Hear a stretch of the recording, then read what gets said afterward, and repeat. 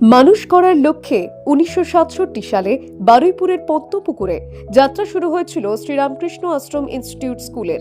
সেই স্কুলই এখন মহিরুহ। প্রায় 800 ছাত্রছাত্রী পড়তে আসে এই স্কুলে। রবিবার সেই স্কুলেরই নতুন ভবনের উদ্বোধন হলো। সূচনা হলো উচ্চ মাধ্যমিক পাঠ্যক্রমের। বিধানসভার স্পিকার বিমান বন্দ্যোপাধ্যায় নতুন ভবনের দ্বারোদ্ঘাটন করেন। ৫ বছর আগে এই বিদ্যালয়ে বীজ বপন করা হয়েছিল। অনেক দারিদ্রতার মধ্যে দিয়ে, অনেক প্রতিকূলতার মধ্যে দিয়ে, অনেক খাড়াই উচ্চাই রাস্তা পার হয়ে আজ উচ্চ মাধ্যমিকের সরকারি অনুমোদন নিয়ে এখানে আমাদের আজকের অনুষ্ঠান।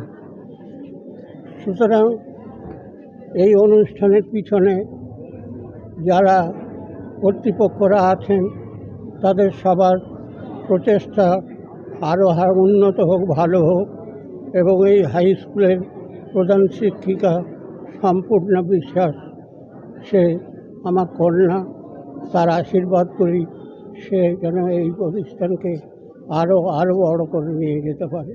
এখন আমাদের স্কুলে আছে প্রায় 800 ছাত্রছাত্রী। এছাড়াও আগামী দিনে আরও ছাত্র সংখ্যা বাড়বে, কারণ 32,000 স্কোয়ার ফিটের একটা বিশাল এই ভবনে আমরা প্রতিস্থাপন করেছি আমাদের উচ্চ মাধ্যমিক বিভাগ। তাই আমরা চাই আরও ছাত্রছাত্রীর সংখ্যা বাড়ুক এবং আমাদের এই প্রতিষ্ঠান আরও বড় হোক। প্রাচীন এই স্কুলের এমন সম্প্রসারণের উদ্যোগে খুশি অভিভাবকরাও। Bureau report, the Wall news.